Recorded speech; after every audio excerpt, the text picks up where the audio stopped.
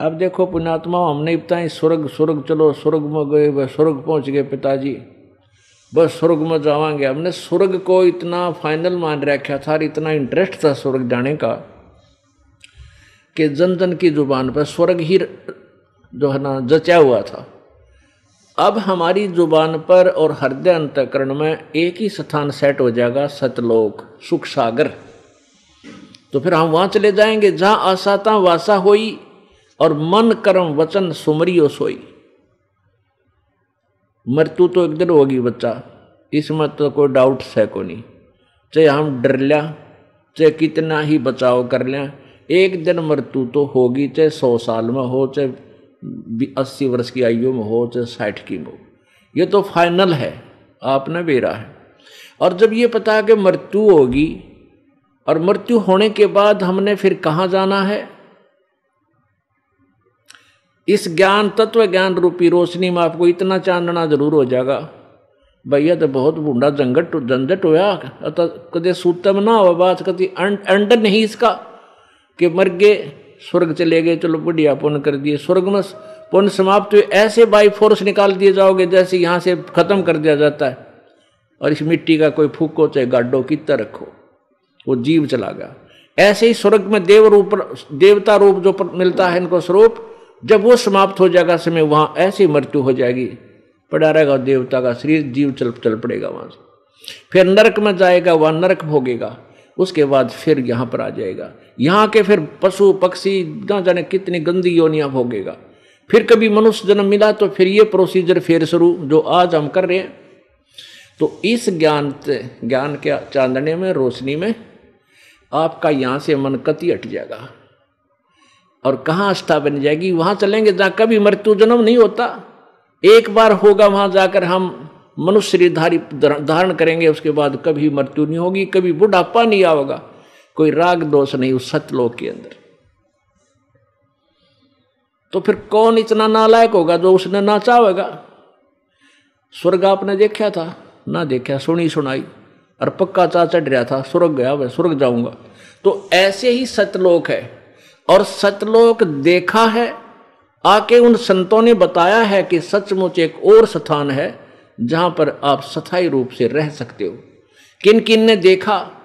आदरणीय धर्मदास साहिब जी ने, आदरणीय मुल्कदास साहिब जी ने, आदरणीय दादू दास साहिब जी ने, आदरणीय नानक साहिब जी ने, आदरणीय गरीबदास साहिब जी ने, आदरणीय घीसा दास साहिब जी ने, और महर्षि रामानंद जी ने उस सतलोक को देखा और आके सबको बताया।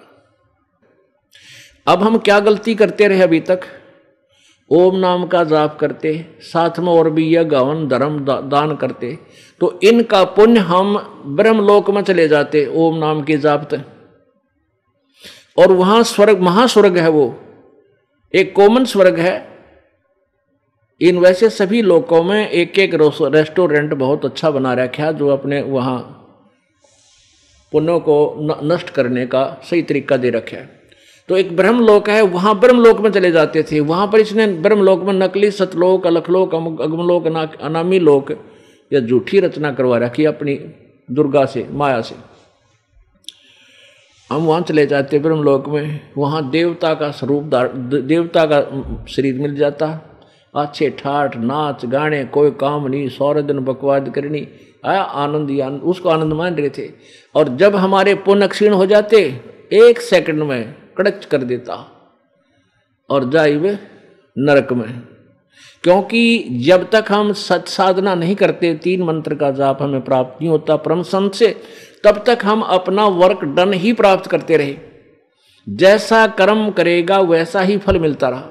पुण्य स्वर्ग में और पाप, पुण्य और पाप दोनों अकाउंट हमारे बराबर चलते हैं, यानी दोनों ओपन रहते हैं।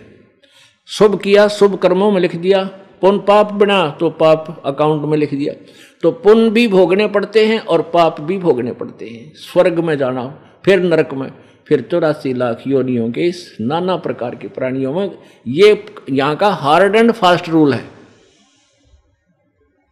हम यहाँ अपनी कमाई ने इस काल के जाल में खोते रहे। अब हम क्या करेंगे? सतलोक चलेंगे, जब हम त्रिकुटी पर पहुंचेंगे, वहां पर परमेश्वर इस दास के रूप में आपको मिलेगा। और जैसी श्रद्धा आपकी यहां में इस दास के प्रति है वैसे ही श्रद्धा होगी तो आप सीधे अपने गुरुदेव के दर्शन होते ही वहां पहुंच जाओगे। फिर वहां आपका हिसाब करवाया जाएगा, काल को देंगे, ले भाई ये ओम नाम की तेरी कमाई पकड़ तू, ये तेरी पूजा रख अपनी और छोड़ इस मेरी आत्मा को, कर इसका अकाउंट क्लियर, माफ कर दे इसका कर्ज माफ, कलम काट दे इसकी।